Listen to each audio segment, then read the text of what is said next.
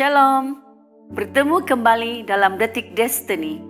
Kiranya Tuhan memberkati kita semua sepanjang perkongsian renungan hari ini.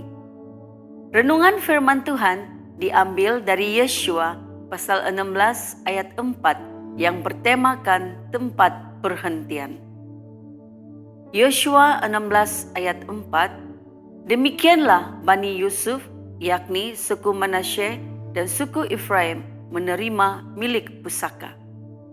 Membaca keseluruhan kitab Yesua, kita akan mendapati dari pasal 13 hingga 22 adalah pembahagian tanah Kanaan kepada 12 suku Israel. Bab 16 dan 17 adalah pembahagian tanah kepada suku Yusuf. Namun kita tidak akan melihat nama Yusuf dalam pembahagian tanah 12 suku Israel, sebab nama yang tercatat sebagai pemilik waris pusaka adalah Efraim dan Manasye, yaitu anak-anak kepada Yusuf. Akhirnya bangsa Israel memperoleh tanah tempat perhentian mereka setelah melalui penderitaan di padang gurun dan peperangan menakluk tanah Kanaan.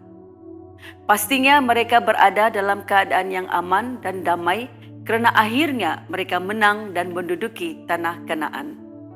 Apa yang mereka perlu lakukan sekarang adalah mengerjakan tanah milik pusaka mereka agar dapat menghasilkan sesuatu untuk meneruskan kehidupan mereka di tempat yang baru.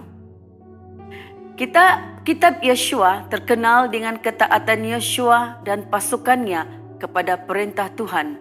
Namun dalam ayat 10 kita mendapati suku Efraim tidak taat kepada perintah Tuhan kerana tidak menghalau orang Kanaan di Gezer. Sedangkan tanah ini sudah diberikan oleh Tuhan untuk menjadi milik mereka sepenuhnya.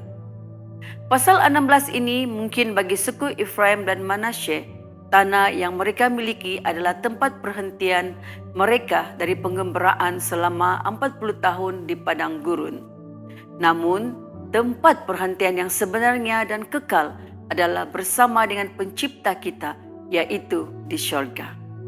Secara rohani, saat ini kita semua masih berada dalam perjalanan menuju tempat perhentian yang sejati dan kekal. Di tempat itu kita akan tinggal bersama-sama dengan Tuhan selama-lamanya.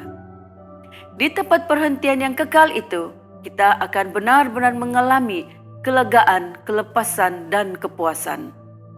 Saudara-saudariku semua, jika saat ini kita merasakan perjalanan hidup kita sangat berat, rasanya macam perjalanan orang Israel selama 40 tahun di padang gurun, ingatlah bahwa kita masih menantikan suatu tempat perhentian yang kekal.